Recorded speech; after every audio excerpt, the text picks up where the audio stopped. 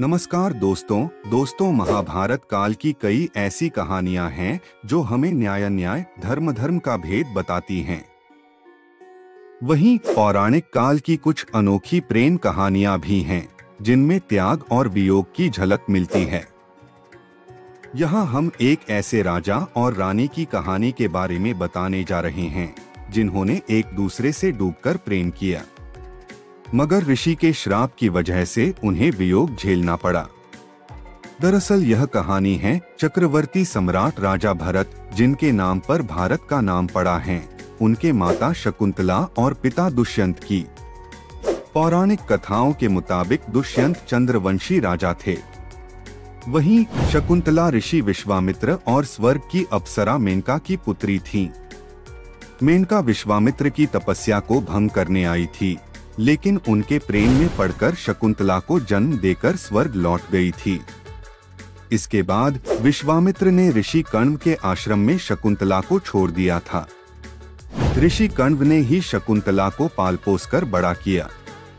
एक बार राजा दुष्यंत जंगल में शिकार करते हुए ऋषि कण्व की कुटिया के पास पहुँचे।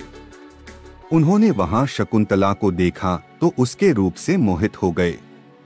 उस वक्त ऋषि कण्व लंबी यात्रा पर गए थे। शकुंतला ने राजा का आदर सत्कार किया। दुष्यंत को शकुंतला की मेजबानी बहुत अच्छी लगी। उन्होंने शकुंतला के सामने शादी का प्रस्ताव रख दिया। एक राजा को अपने प्रेम में पड़ते देख शकुंतला भी शर्मा गईं। उन्होंने दुष्यंत का प्रस्ताव स्वीकार कर लिया। इसके बाद दोनों ने गंधर्व विवाह किया और संबंध बनाए। चूंकि ऋषि कण्व कुटिया में नहीं थे, इसलिए शकुंतला ने कहा कि वह अपने पिता तुल्य ऋषि की अनुमति के बिना उनके साथ नहीं आएंगी। इसके बाद राजा दुष्यंत ने शकुंतला को ऋषि कण्व के आने के बाद राजमहल में आने के लिए कहकर वहां से चल दिए। शकुंतला गर्भवती हो गईं। जैसे जैसे दिन बीतते गए वह हर पल सिर्फ दुष्यंत के ख्यालों में खोई रहती। एक बार महर्षि दुर्वासा ऋषि कण्व से मिलने उनकी कुटिया में आए। शकुंतला वहां अकेली थी। ऋषि दुर्वासा ने शकुंतला को आवाज दी, लेकिन वह दुष्यंत के ख्यालों में खोई हुई थी। शकुंतला ने ऋषि दुर्वासा की पुकार नहीं सुनी। उन्हें इसे अपना अपमान समझा। पौराणिक काल में ऋषि दुर्वासा अपने क्रोध के लिए जाने जाते थे। उन्होंने शकुंतला को श्राप दे दिया कि जिस व्यक्ति के ख्वाब में डूबकर ऋषि का अपमान किया है, एक दिन वह उसे भूल जाएगा। इतना कहकर वह चले गए। ऋषि कण्व जब यात्रा से लौटे तो शकुंतला ने गंधर्व विवाह की बात उन्हें बताई। ऋषि ने शकुंतला से अपने पति के घर जाने की आज्ञा दे दी। गर्भवती शकुंतला अपने पति दुष्यंत से मिलने के लिए हस्तिनापुर की ओर निकल पड़ी।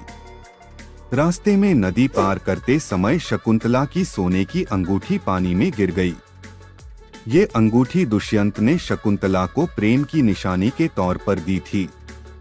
पानी में गिरी उस अंगूठी को एक मछली ने निगल लिया। दूसरी ओर ऋषि दुर्वासा के श्राप का असर हुआ और राजा दुष्यंत शकुंतला को पूरी तरह भूल गए थे। शकुंतला जब महल पहुंची तो दुष्यंत ने उन्हें पहचानने से इनकार कर दिया। शकुंतला ने अपने साथ बिताए सभी पल बताए और ये भी कहा कि उनकी कोख में दुष्यंत की संतान पल रही हैं। मगर राजा दुष्यंत को कुछ याद नहीं आया और शकुंतला को महल से बाहर निकाल दिया। इस बात से दुखी शकुंतला सब कुछ छोड़कर एकांत जंगल में चली गईं। उन्होंने वहीं पर एक छोटी सी कुटिया बनाई और रहने लगी। शकुंतला ने एक तेजस्वी बालक को जन्म दिया, जिसका नाम भरत रखा गया। कई सालों बाद जिस मछली के पेट में शकुंतला की अंगूठी थी, वो एक दिन मछुआरे के जाल में फंस गई। मछुआरे ने जब मछली को काटा तो सोने की चमचमाती अंगूठी को देखकर दंग रह गया। उस पर राजवंश की मुहर थी, इसलिए वो अंगूठी लेकर सीधा राजा दुष्यंत के पास पहुंच गया। राजा ने जब अंगूठी को देखा तो पूरी कहानी उन्हें याद आ गई। दुष्यंत को शकुंतला के साथ बिताया एक एक पल याद आया। फिर उन्हें अपनी भूल पर पछतावा हुआ। राजा दुष्यंत सब कुछ छोड़कर जंगल की ओर शकुंतला की खोज में निकल पड़े। कुछ दिनों तक दुष्यंत ने शकुंतला की तलाश की, लेकिन उन्हें कुछ नहीं मिला। एक दिन वे इंद्र से मिलकर हस्तिनापुर लौट रहे थे, तब बीच में ऋषि कश्यप का आश्रम नजर आया। राजा दुष्यंत ऋषि के दर्शन करने के लिए वहां रुक गए। तभी उन्हें वहां एक बालक नजर आया। वह शेर के साथ खेल रहा था।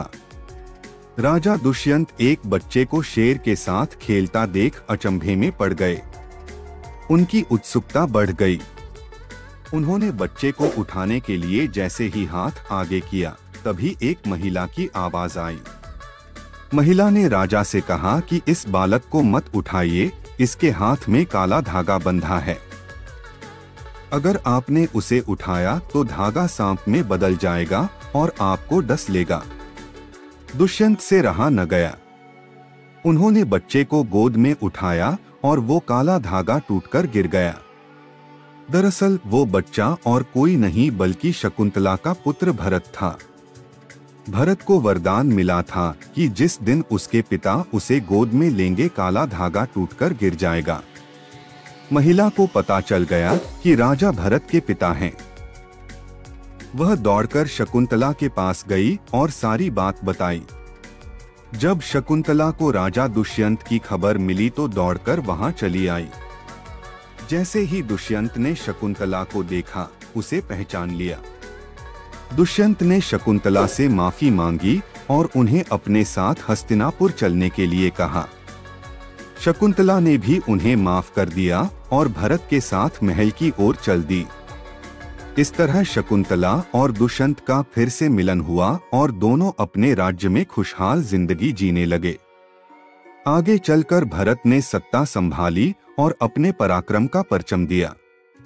कहा जाता है कि हमारे देश का नाम भारत इन्हीं सम्राट भरत के नाम पर पड़ा था।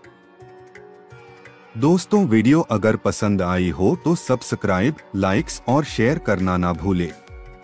वीडियो देखने के लिए आप लोगों का बहुत बहुत धन्यवाद।